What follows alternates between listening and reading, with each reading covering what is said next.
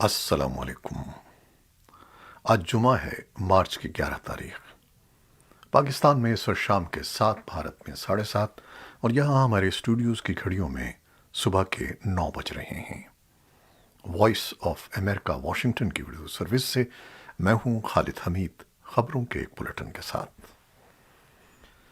پاکستان نے کہا ہے کہ امریکی کانگریس کے ایوان نمائندگان میں ایک ریپبلکن قانون ساز کی طرف سے پیش کیے جانے والا مجوزہ بل دہشت گردی کے افرید سے نمٹنے کے لیے پاکستان اور امریکہ کے قریبی تعاون کے مطابق نہیں ہے۔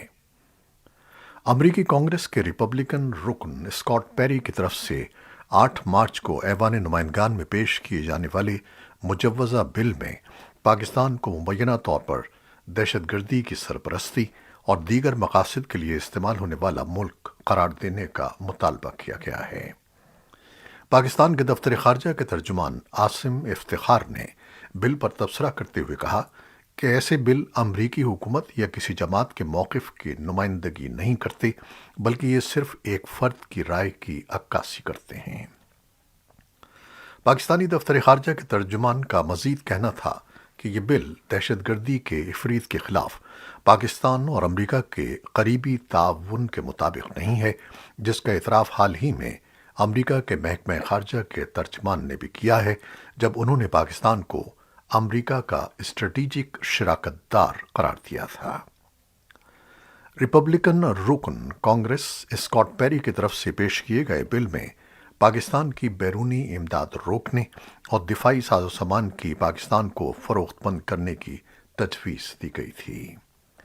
10 مارچ کو ایوان میں مختصر بحث کے بعد اس بل کو ایوان نمائندگان کی خارجہ امور کی کمیٹی کے سپرد کر دیا گیا۔ پاکستان کے دفتر خارجہ کے ترجمان نے ایک بار پھر اس بات کا اعادہ کیا کہ پاکستان کا شمار ان ممالک میں ہوتا ہے جنہوں نے دہشت گردی کے خلاف جنگ میں بڑا کردار ادا کیا ہے، اور ان کے بقول اس مثبت کردار کو امریکہ سمیت عالمی برادری تسلیم کر چکی ہے۔ پاکستان میں حزب اختلاف کی جماعتوں کی جانب سے وزیر اعظم عمران خان کے خلاف تحریک عدم اعتماد کروانے کے بعد سیاسی ہلچل میں تیزی دیکھنے میں آ رہی ہے۔ وزیر اعظم عمران خان کو اپنے خلاف تحریک عدم اعتماد کو ناکام بنانے کے لیے کئی محاذوں کا سامنا ہے، جس میں اتحادی جماعتوں کے ساتھ ساتھ اپنی جماعت کے ناراض اراکین کو ساتھ رکھنا بھی آسان مارکہ دکھائی نہیں دیتا۔ حکومت ناراضگی کا اظہار کرنے والی اپنی اتحادی جماعتوں کو منانے میں لگی ہے، تو حزب اختلاف بھی حکومتی اتحادیوں سے ملاقاتیں کر کے انہیں تحریک عدم اعتماد کی حمایت کرنے پر قائل کرنے کی کوشش کر رہی ہے۔ تجزیہ نگاروں کا کہنا ہے کہ عمران خان کو بحیثیت وزیر اعظم پہلی بار اپوزیشن کی جانب سے ایک بڑے امتحان کا سامنا ہے۔ چین کے تیار کردہ 6 J-10C لڑاکا طیاروں کو جمعے کو پاکستان فضائیہ میں شامل کر لیا گیا۔ اس سلسلے میں کامرا ایئر بیس پر ہونے والی تقریب سے خطاب کرتے ہوئے پاکستان کے وزیر اعظم عمران خان نے کہا کہ چین کے تیار کردہ ان جدید طیاروں کی پاک فضائیہ میں شمولیت سے پاکستان کی دفاعی صلاحیت مضبوط ہوگی۔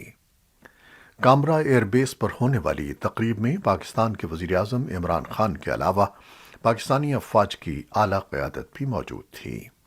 اس موقع پر پاک فضائیہ کے سربراہ air chief marshal Zaheer Ahmed Sidhu نے بات کرتے ہوئے کہا کہ ان لڑاکا طیاروں کی پاکستان فضائیہ میں شمولیت سے ان کے بقول پاکستان فضائیہ کی صلاحیتوں میں مزید اضافہ ہوگا۔ لیکن پاک فضائیہ کے سربراہ ایئر چیف مارشل سدھو نے واضح کیا کہ پاکستان ہتھیاروں کی دوڑ میں شامل نہیں ہونا چاہتا، مگر ان کے بقول ہم قومی سلامتی اور علاقائی استحکام کو یقینی بنانے کے لیے اپنی صلاحیتیں بڑھانے کا سلسلہ جاری رکھیں گے۔ پاکستان میں حالیہ دہشت گردی کے واقعات رونما ہونے کے بعد صوبہ خیبر پختونخوا کے حکام نے بین الاقوامی شدت پسند تنظیم داعش کے خطرے کے پیش نظر صوبے بھر میں سیکیورٹی کے انتظامات مزید سخت کر دیے ہیں۔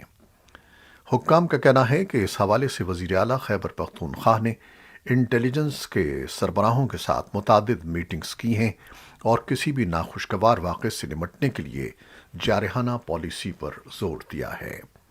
دوسری جانب ماہرین کا کہنا ہے کہ صوبہ خیبر پختونخوا اور افغانستان سے ملحقہ علاقوں میں شدت پسند تنظیم داعش کا وجود ایک حقیقت ہے، اور گزشتہ ہفتے پشاور میں کیا جانے والا حملہ افغان طالبان کے لیے بھی پریشانی کا باعث ہے، کیونکہ اس سے قبل انہوں نے خطے میں داعش کے وجود کو مکمل طور پر رد کر دیا تھا۔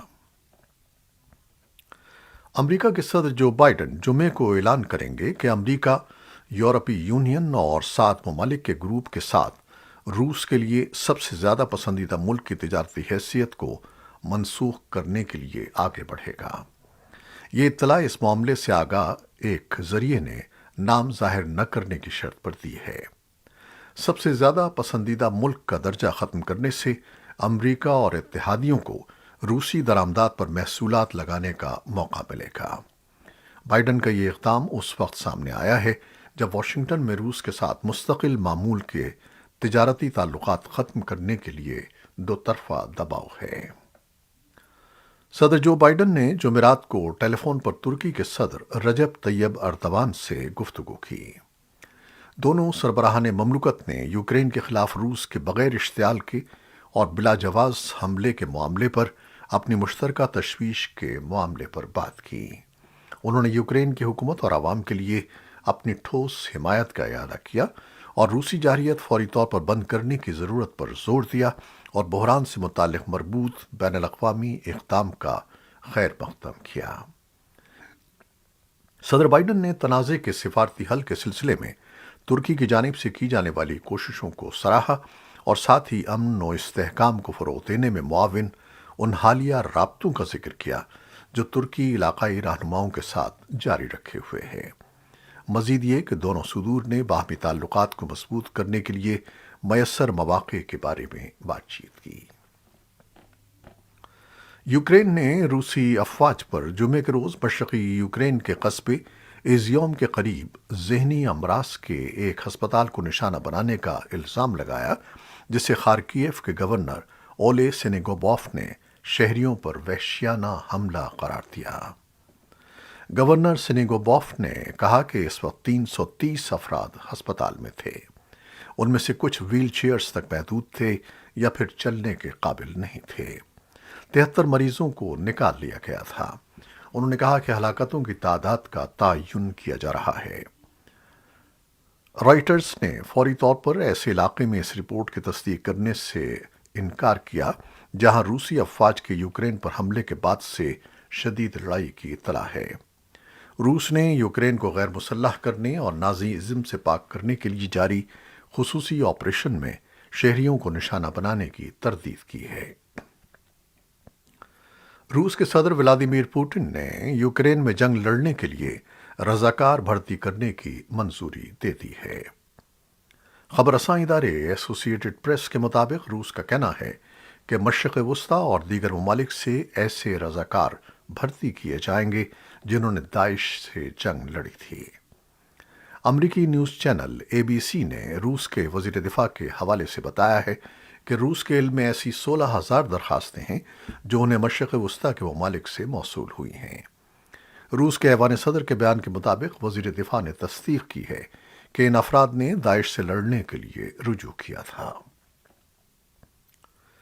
امریکہ نے روسی افواج کے ان اقدامات سے متعلق خبردار کیا ہے جنہیں مبصرین جنگی جرائم قرار دے رہے ہیں۔ واشنگٹن کا کہنا ہے کہ روس یوکرین میں شہری آبادیوں کو تباہ کرنے کی حکمت عملی کی طرف بڑھ رہا ہے، کیونکہ متحارب فریقوں کے درمیان اعلیٰ سطح کے مذاکرات میں کوئی پیش رفت نہیں ہو سکی ہے۔ اس معاملے پر بات کرتے ہوئے محکمہ خارجہ کے ترجمان نیڈ پرائس نے کہا ہے کہ امریکہ نے شہریوں پر جان بوجھ کر کیے جانے والے حملوں کی بہت معتبر رپورٹیں دیکھی ہیں جو جنیوا کنونشنز کے تحت جنگی جرائم کا درجہ رکھتی ہیں۔ البتہ ترجمان نے براہ راست روس پر ایسے جرائم کا الزام عائد نہیں کیا۔ روس کی جانب سے یوکرین پر 2 ہفتے سے جاری حملے کے بارے میں پرائس نے کہا کہ روس کے صدر ولادیمیر پوٹن کا یوکرین پر تیزی سے قبضہ کرنے کا منصوبہ واضح طور پر ناکام ہو چکا ہے، لہٰذا وہ یوکرین کے لوگوں کا عزم کمزور کرنے کے لیے شہری آبادیوں کو نشانہ بنانے کی حکمت عملی کی طرف بڑھ رہے ہیں، لیکن اس میں بھی انہیں ناکامی ہوگی۔ دوسری طرف ماسکو نے یوکرین پر اپنے حملوں میں شہریوں کو نشانہ بنانے کی تردید کی ہے۔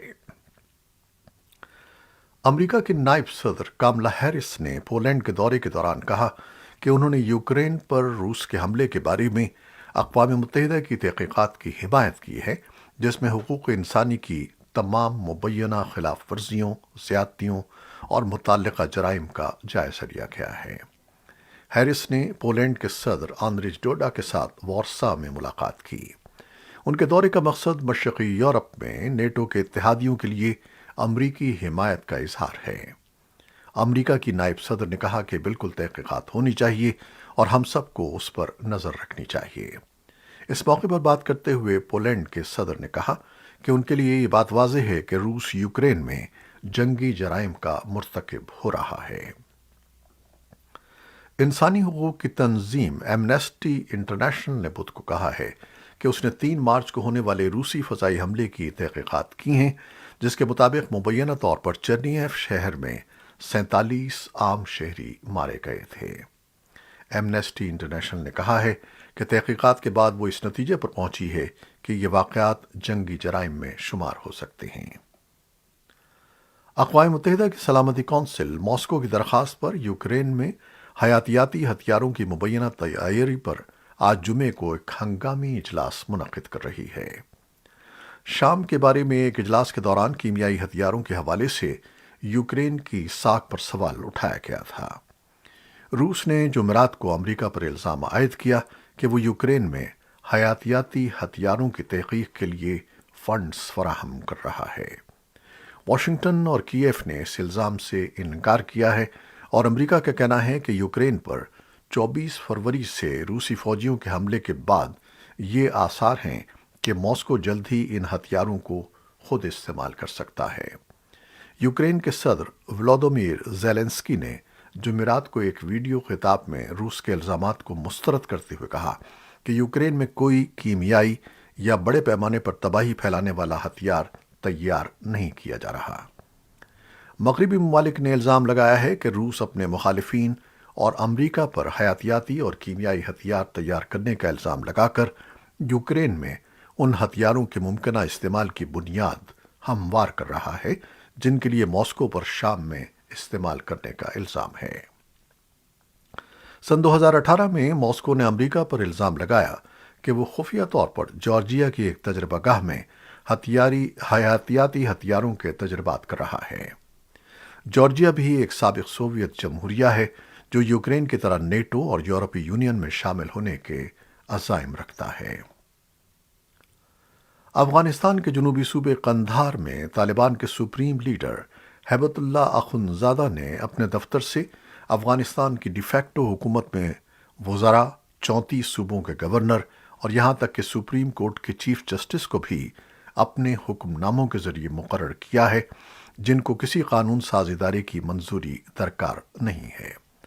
تاہم اخندزادہ نے ایک قومی ادارے کی قسمت کا فیصلہ ابھی تک نہیں کیا ہے اور یہ ادارہ افغانستان کا آزاد انسانی حقوق کمیشن ہے۔ افغانستان میں اپنی واپسی کے تقریباً 7 ماہ بعد طالبان کے امیر نے نہ تو قومی حقوق کے نگراں ادارے کے لیے نئے کمشنر مقرر کیے ہیں اور نہ ہی اس کے تقریباً 400 ملازمین کو واپس آنے کی ہدایت دی ہے۔ افغانستان کے الیکشن کمیشن کو طالبان نے یہ کہہ کر ختم کرنے کا فیصلہ کیا کہ ملک میں مزید صدارتی پارلیمانی انتخابات نہیں ہوں گے۔ انسانی حقوق کمیشن کا مستقبل بھی غیر یقینی ہے۔ طالبان کے ایک اہلکار سہیل شاہین نے وائس آف امریکہ کو بتایا کہ AIHRC کو ختم نہیں کیا گیا ہے، لیکن وہ اس بات کی وضاحت نہیں کر سکے کہ حقوق کی نگرانی کرنے والا ادارہ کیوں غیر فعال ہے۔ AIHRC ایک ایسے وقت پر خاموش ہے جب افغانستان میں انسانی حقوق کی بگڑتی ہوئی صورتحال کے بارے میں خدشات بڑھ رہے ہیں۔ بین الاقوامی فیڈریشن فار ہیومن رائٹس کی ایک ماہر جولیٹ روزلٹ نے وائس آف امریکہ کو بتایا کہ کسی بھی ملک کے لیے انسانی حقوق کے آزاد اداروں کا ہونا بہت ضروری ہے، جبکہ افغانستان کے لیے یہ اور بھی اہم ہے۔ اقوام متحدہ کے انسانی حقوق کی سربراہ مشیل بیچلٹ نے کابل میں جمعرات کو ایک بیان میں زور دیا کہ اگر افغانستان میں امن اور ترقی حاصل کرنا ہے تو افغان خواتین کو قیادت کے لیے جگہ دی جانی چاہیے۔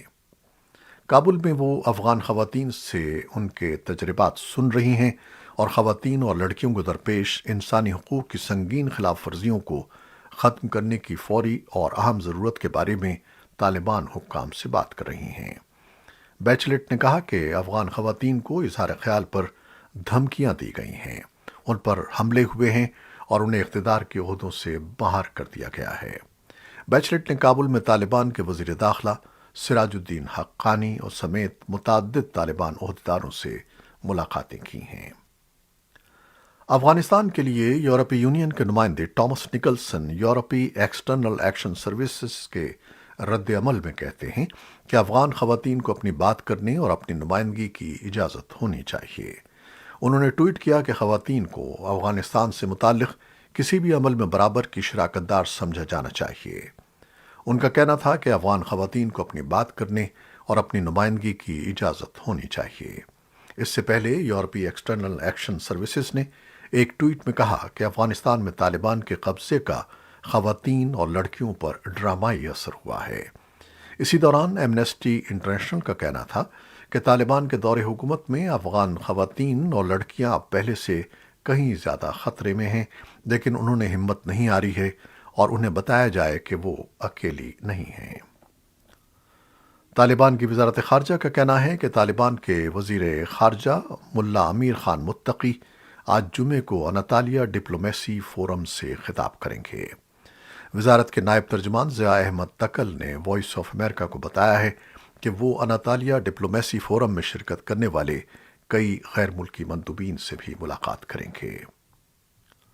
بھارت کی سیاسی جماعتوں اور تجزیہ کاروں نے 5 ریاستوں میں ہونے والے اسمبلی انتخابات کے نتائج پر ملا جلا رد عمل ظاہر کیا ہے۔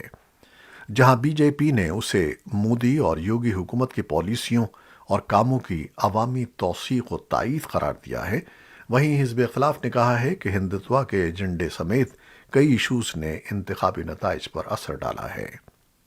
وزیر اعظم نریندر مودی نے دہلی میں بی جے پی کے صدر دفتر میں کارکنوں سے خطاب میں کہا کہ ان انتخابی نتائج نے سن 2024 کے پارلیمانی انتخابات کا فیصلہ کر دیا ہے۔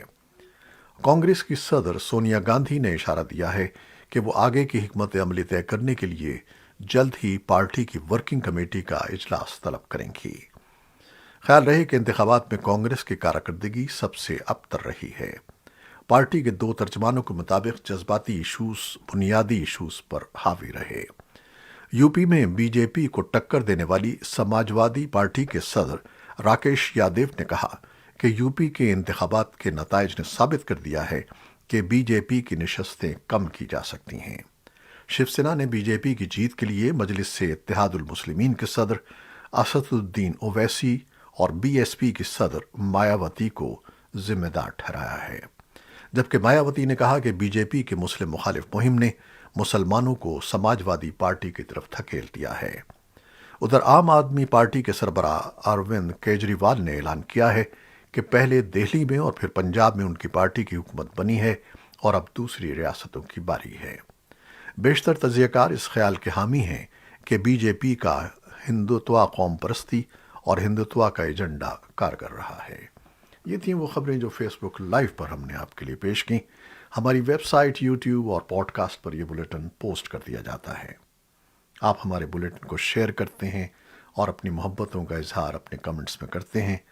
آپ کے ہم بہت مشکور ہیں۔ اپنے یہ سلسلہ جاری رکھیے گا۔